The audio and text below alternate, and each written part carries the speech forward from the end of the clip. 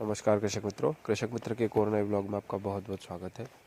मित्रों, अभी लहसुन में पीलेपन की काफ़ी अधिक समस्याएं आ रही है और कृषक बंधु कई अन्य अन्य प्रकार की दवाइयों का स्प्रे इसके अंदर कर रहे हैं और जो दुकानदार हैं वे भी उनकी मन मर्जी की दवाइयाँ किसानों के ऊपर थोप रहे हैं और बहुत अच्छे बिल, बहुत बढ़िया बढ़िया बिल बना के और किसानों के माथे मढ़ रहे हैं। तो कृषक बंधुओं, आपसे यही अनुरोध है कि जब तक आपको बीमारी की पुष्टि ना हो आप कुछ तो भी दवाइयों का स्प्रे ना करें। अब रही बात लहसुन में आने वाले इस पीलेपन की, तो मित्रों इसके कई कारण हो सकते हैं, जिसमें प्रथम कारण तो ये था कि जिस समय हमने लहसुन की बुआई की थी उस समय दिन दिन में बहुत अत्यधिक गर्मी हो रही थी।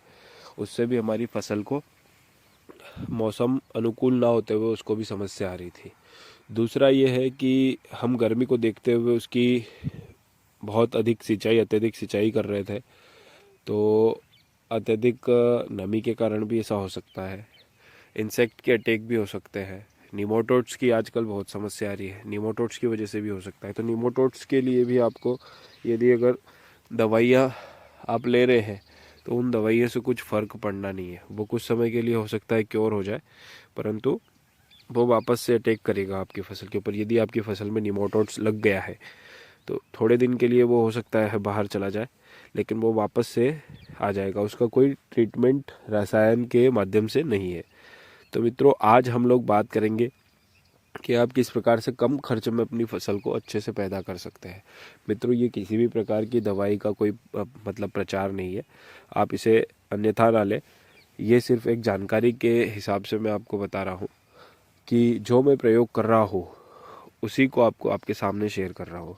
मित्रों, अगर आप लोग चाहते हैं कि आप सस्टेनेबल फार्मिंग कर सकें और आप जो है मतलब अपनी जो खेती है वो मुनाफा ले सके, सारा पैसा आप दवाई की दुकान वाले को ना दे, क्योंकि दवाई की दुकान वाले मुनाफा कमाने के लिए बैठे, ना कि किसानों का भला करने के लिए। कोई भी कृषक हित में काम नहीं कर रहा, वो अपनी दवाइयों की दुकानों के सेल बढ़ाने में लगे हुए हैं। और आप एक दवाई मांगोगे उनसे और आपको वो 10 दवाई फांदेंगे साथ में। तो आप इस चीज़ का ध्यान में रखें। अब बात करते हैं हमारी लहसुन की पीलेपन की और हमारी लहसुन को किस प्रकार से हम कम खर्च में अच्छी पैदावार ले सके। तो मित्रों, मैंने पहले भी अपने वीडियोस में बताया है, आप जीवाणु आधारित कृषि पे ध्यान दीजिए। जीवाणु, बैक्टीरियाज और मित्र फंगस, अगर आप इनका प्रयोग करेंगे तो यकीन मानिए आपको 1 साल के बाद कोई पेस्टिसाइड डालने की ज़रूरत नहीं पड़ेगी। अब आपको यदि आपकी फसल में रस चूसक कीट लग गए हैं, थ्रिप्स लग गए हैं, माइट्स लग गए हैं या घोड़े लग गए हैं, किसी भी प्रकार के रस चूसक पत्ता खाने वाले कीट, उनको हमारी मित्र फंगस जिंदा नहीं छोड़ती, उनको लकवा ला देती है, उनके अंदर का सारा प्रोटीन खा जाती है। मित्र फंगस में हमारी क्या क्या है तो मैं आपको बताता हूँ। मित्र फंगस में हमारी है Trichoderma, viride harzianum, Paecilomyces, Verticillium lecanii, Beauveria bassiana, Metarhizium anisopliae. ये सारी चीज़ें आपको इसके अंदर मिलेगी, जो कि आपको दुकान वाले अलग अलग पैकेट में देते हैं और कई महंगी आती है ये, और वास्तविकता में इनके रिजल्ट्स बहुत अच्छे हैं। आप प्रयोग करेंगे, मल्टीप्लाई हो जाती है 10 अच्छे CFU काउंट में अगर आप इसे खरीदेंगे तो आपको ये मल्टीप्लाई हो जाएगी।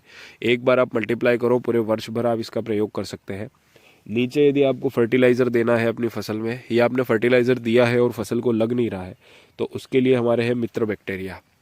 मित्र बैक्टीरिया में क्या है, एजिटोबैक्टर, एसिटोबैक्टर, अपना zinc solubilising bacteria, phosphorus solubilising bacteria, calcium, सारी जो आपने माइक्रो न्यूट्रिएंट्स जो आपके खेत के अंदर पड़ा है, न्यूट्रिएंट्स पड़ा है, फर्टिलाइज़र पड़ा है, उसको सबको जो ट्रांसपोर्टेशन का काम करते हैं वो हमारे हैं मित्र बैक्टीरिया। तो मित्रों, ये इतनी सी चीज़ें हैं और आपका काम कितना कर रही है। अब निमोटोड्स अगर आपकी फसल में लग जाते हैं और आप 2-3 बार अपनी सिंचाई में ड्रिंचिंग के माध्यम से यदि आप पेसिलोमाइसिस का कर देते हैं प्रयोग, उसमें ड्रिंचिंग में डाल देते हैं उसको, तो 2 या 3 बार में आपकी 2-3 सिंचाई के अंदर अंदर आपके पूरे खेत से निमोटोड्स खत्म हो जाएंगे, निमोटोड्स की पूरी समस्या खत्म हो जाएगी। यदि आप ट्राइकोडर्मा इसके अंदर छोड़ रहे हैं तो आपकी जड़ें सुरक्षित रहेगी, स्वस्थ रहेगी, जड़ गलन की समस्या नहीं आएगी। मेटराइज्म छोड़ रहे हैं तो जो सफ़ेद टिड्डे पड़ रहे हैं आपके फसल के अंदर, वो सारे खत्म हो जाएंगे। मेटराइज्म जो है वो आपके जो सफ़ेद लटे हमारी है, गिंडोरे जिसे कहते हैं, उनका बिल्कुल काल है। यह सारी समस्याएं गिंडोरे लगना, पूरे खेत में से गिंडोरे खत्म हो जाएंगे अगर आप मेटराइज़ा मिनीसोप्ले का प्रयोग करेंगे।